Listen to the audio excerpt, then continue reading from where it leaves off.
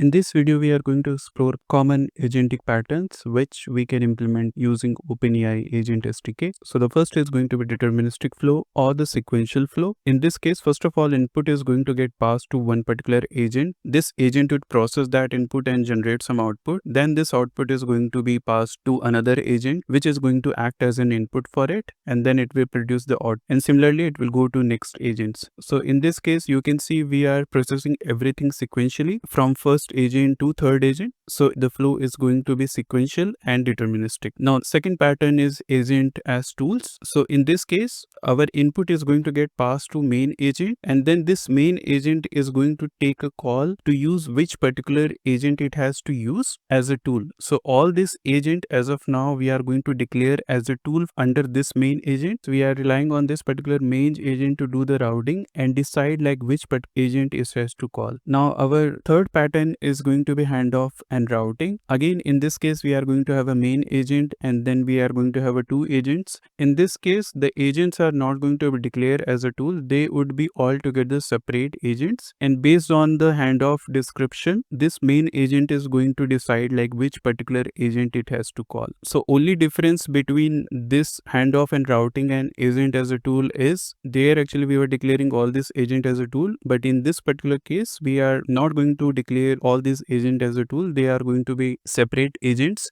The last what we have is parallel agents. As the name suggests, in this case, the input is going to get passed and then we can invoke all these agents in parallel. We can aggregate the response and probably can pass it to some other agent which can take a call like which particular out it has to pick. So in this case, instead of passing instruction from one agent to another, all these three agents are going to get triggered parallelly and then it will process your input and it will provide the output. Now let's go to the code and see how we can implement this. So first we are going to get started with the sequential workflow. So in this case, the output from your main agent is going to be input for the second agent. Here we have declared two agents. One is going to be your code agent, and this code agent is going to help us in generating code in Python. And then whatever the code has been generated in this particular case, this is going to get passed to validator agent, and this validator agent is going to validate the code and will correct it if there are any issues as such. So you could see the output of this agent is going to be the input for this validator agent. How we can pass this instruction? This is going to be my message. Write a function to calculate the factorial of a number in Python. And after that, here you can see I am passing a first agent over here, which is going to be code agent, and I'm passing all this message. The output is going to be placed in this particular variable. And as you know, if we have to get a response, then we can just print this code output dot final out. Now this code output dot final output is something that we have to pass it to this validator agent.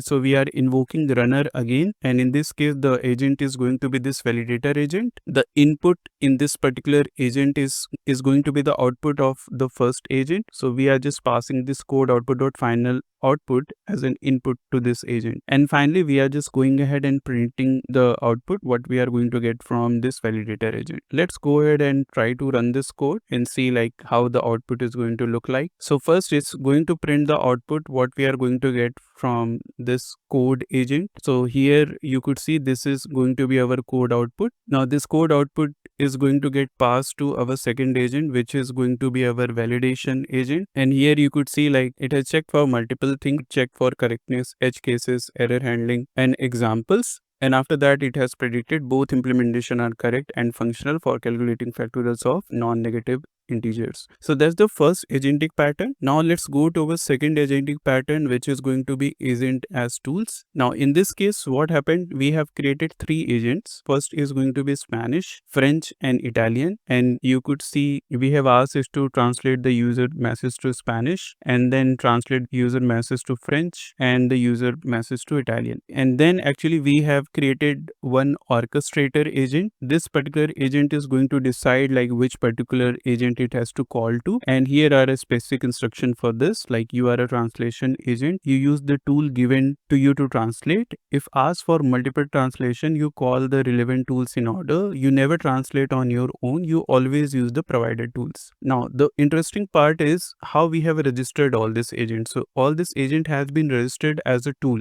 and this is a list of tools. So here you could see like this particular tool option we have. Under this we can also pass our agent as a tool. So here you could could see Spanish agent as a tool. We have declared over here what is the tool name and what is the tool description. Then the French agent, the tool name and the description, and similarly for Italian. One more thing what we have to keep it in mind, like whenever we are declaring all this agent, we also have to declare this handoff description. It will let this particular main agent know like which particular agent it has to call to complete the task. So it's similar to handoff and routing, but only difference is here actually we are declaring all this agent as a tool. After that, you could see we have created one more agent which is going to be synthesizer agent, and this particular agent will inspect the translation, correct them if needed, and produce a final concatenated response. Now here in this case I am just going to ask one question and which is going to be translated to Italian, and these are the English sentence. Now you could see we are not going to call all those individual agents. We are just going to call this orchestrator agent and we are just going to pass this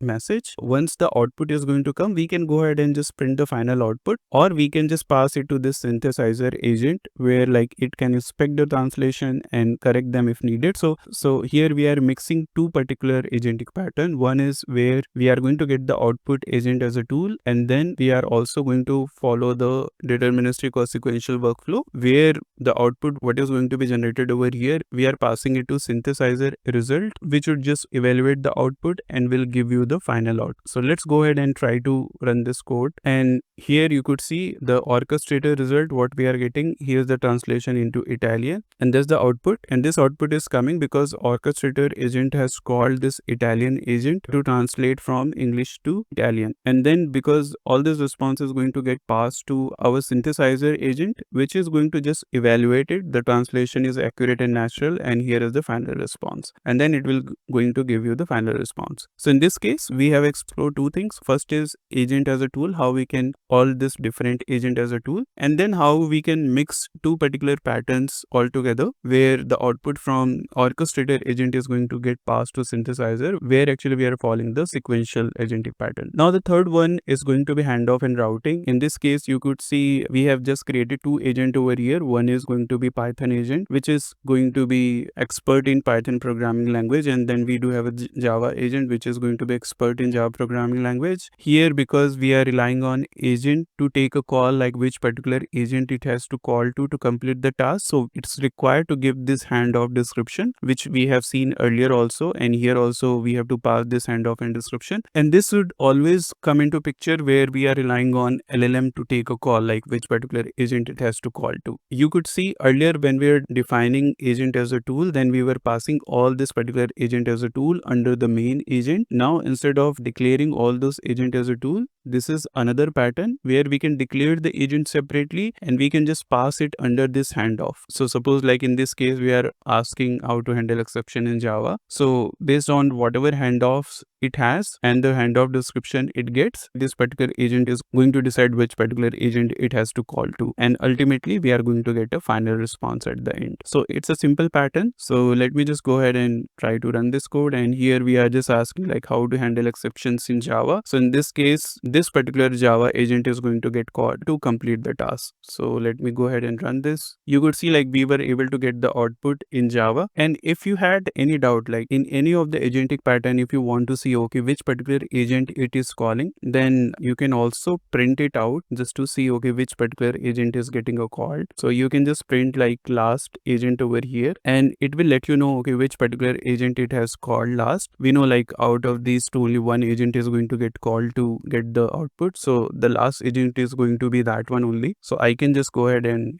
try to print it out. You could see the details over here. Agent name is Java agent and the instructions and all those parameters what has been configured for this particular agent is available over here. So this is also a way to confirm it without doing guessing work. Another option is we can go to traces and we can also see from there like so which particular agent was called. Okay, so that's for handoff and routing. Now the last one is going to be our parallel agents, and in this case you could see I have created basically three agents. One is the German agent which is going to use this GPU GPT-4o mini, and then there is another agent which is going to use this O3 mini. So both are German language agent where they are expert in German and they can translate the given input into German, but the only difference is the model is a bit different. So here we do have O3 mini and here we have GPT-4o mini. Now we have declared this judge agent, and this judge agent, what it do, like it will get the output from this particular agent and it will evaluate like which particular translation is the best one and which one it has to pick. So you could see like the parallel agent is going to be beneficial in a lot of scenario where you probably have to evaluate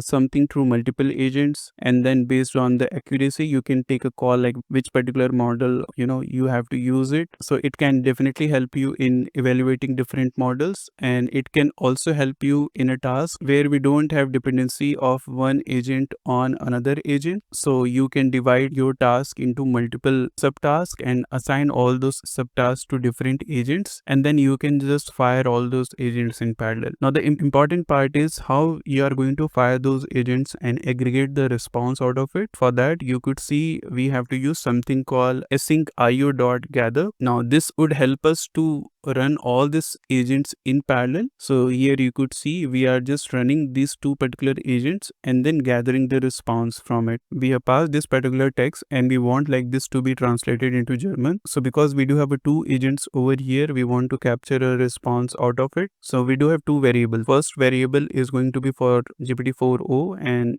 second is going to be for O3, and because it's running in parallel, so we can capture the response over here. Now just to show you, I can just print it out, and once you get a response, then it's up to you. Here actually we are just joining the responses and then passing it to our judge agent. This particular judge agent will take the input and the translation what it has got, and then based on the given instruction it will just try to pick the best translation. Ultimately we are just going to go ahead and printing the output. So let me just go ahead and try to run this. So here, because we have printed out the final output, so you could see this is the first translation from GPT-4o and this is the second translation what we have got from O3, and then all this has been passed to our judge agent, and this judge agent is coming up with the best translation. This is the translation 1 and this is the translation 2, and then you could see the evaluation. Both translation capture the essence of the original message, and here it's saying however translation 2 has a slightly more informal and conversational tone with phrases, and then finally the decision you could see is the better choice as it mirrors the informal friendly tone of the original message more closely. So in this case we have executed two particular agents in parallel, capture the response and then pass it to another agent for the evaluation. So these are the different agentic pattern which can be utilized in OpenAI Agent SDK. So based on use case you can take a call which particular agentic pattern you have to use. That's all what we have in this video. Thank you for watching.